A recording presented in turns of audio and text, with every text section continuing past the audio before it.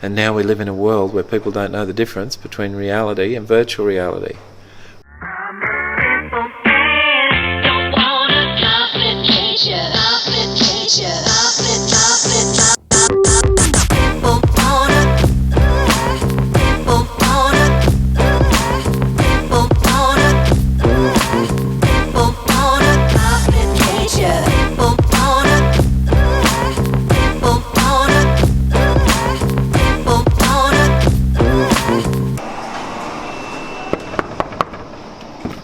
Hey Dylan, how are you, mate?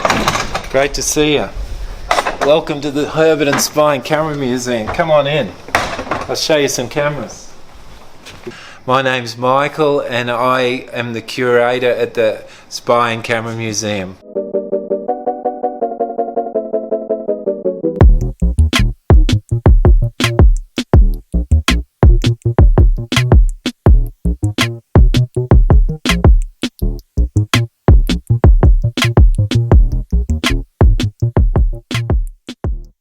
Hi Michael.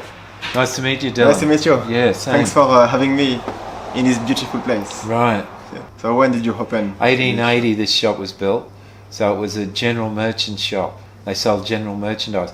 But the Camera Museum opened, and it was started by a spy, not me. Started by Roy Jarks, who's with Special Forces. He opened it in the year 2000, yeah, that's right.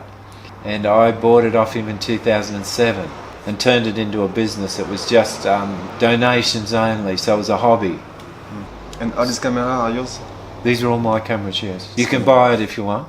Oh, really? Yeah, it's only $1 million. I have some cash if you want some beautiful, cash. beautiful, just what I want. Okay, I'm going to show you this camera first. It's a 100-year-old police camera. It's used by Scotland Yard 1904. The lens is in the top. Cock the shutter there, press the button there to take the photo. This one here is the Minox camera. You see these in old spy movies, and real spies used them to photograph documents. You cock the shutter there, press that little button, takes the photo. The chain is high tensile steel and it's used as a garrote. That's the first miniature colour film camera. It's 60 years old, it's made in Czechoslovakia. That's another police camera from 1950. It's called a pocket camera. You pull it out, wind the film on there, press that little button, takes a photo. And it's got a little roll of film in the back. It's used by the police, American police force.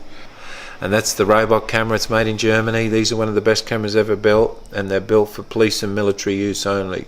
This one's used to photograph backwards. The viewfinder's in the side. So you put it on your shoulder, look into the viewfinder, photograph people behind you. And these are miniature Japanese cameras here from 1950. This is just to show how small they can build cameras in 1950. Small cameras aren't new. There's cameras in beer cans there. That's for photographing your mates when they're drunk. The big one in the corner there's the sniper camera. It was used by Russian KGB agents. There's a packet of John Player cigarettes there with the camera in it. To take a photograph with that one, you just pushed a cigarette down that took a photograph. Used by the KGB in English-speaking countries. You'll see the most famous spy camera in the world. It's the KGB buttonhole camera. And they kept that a secret from the world for 30 years, that camera. They did that by building each part in a different factory. So they had 4 factories building the parts for it. Then it gets assembled in their headquarters. And it was assembled by the spies who used it. But it clips into this little metal housing like that. Then the whole housing gets strapped onto his body. That comes through the button like that. The cable goes into the back of that pocket. So he puts his hand in his pocket, he squeezes the cable and he takes your photo.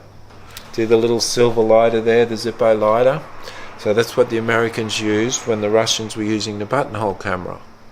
So they lift up the lid like they're lighting a cigarette, only they're taking photos at the same time. Non, ne regardez pas, ils nous espionnent, n'ayons l'air de rien.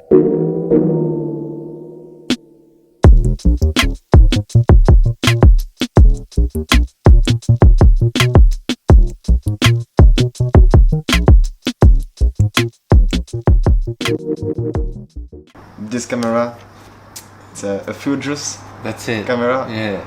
So that's the shutter. See the straw? Press the straw down. You can take the photograph. And so, how many cameras you have in the shop? I can't tell you how many cameras in here. Maybe There's too many. Underneath there's all cameras. Ah, you still have more cameras? More cameras under here. See, if we lift this up, No way. more cameras. Maybe more than 1,000? 2,000? Yeah. Are these cameras still working today? Or few, Most of these cameras work because they're mechanical cameras. Okay, I'll show you this camera in the corner. It's the Genie camera, right? It's built in 1892. It's extremely rare. It's one of the only ones of its type in the world. So to take a photo, you pull the string, press the button, took the photo. And early photos went onto metal plates like that. It's the first home movie cameras. It's 1911. Doesn't need any batteries. Got a clockwork motor. So you just wind her up, throw the shutter, and off it goes. That's the projector that went with it. So it's the first home movie camera and projector you could buy. It's got 9.5mm film. It doesn't need electricity. It's got a dynamo, so it generates its own electricity. These are the first panoramic cameras. This one uses a moving lens to get the photo. No modern camera can do that. It's 1890. And these are the Falcon cameras. They're the world's first camera to have a built-in flash. It's 1939. You got one shot out of that flash bulb, just about blind you when it went off.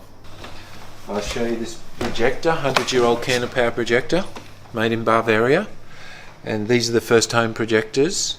And there's one candle power in the back there, and the little slide goes in the front. I'll show you this camera now. That's a 16mm movie camera. His name's Nick Nixon, right? He had a company called Planet Film Productions, and he made all the wildlife documentaries in Africa with this camera 60 years ago. Wow. Doesn't need any batteries. You just wind that up. It'll go all day long. That's got better resolution than most video cameras you'd buy today, and it's still working now. There's film in this camera and we're still using it. Okay, this camera, that's a 1940s aerial camera. So the photographer leans out the side of the plane, cocks the shutter, bang, takes a photo. That'll do a photo from 2 miles in the air at midnight into your house in 1940. It's used as a surveillance camera by the military. So it's an expensive camera in 1934. And that flash that's with it is the first synchronized flash ever built. It's solid brass. It's got a little clock on the front there. You set the timer on the clock and then the cable sets off the camera, so the flash controls the camera. Décidément, vous êtes un maniaque de l'espionnite.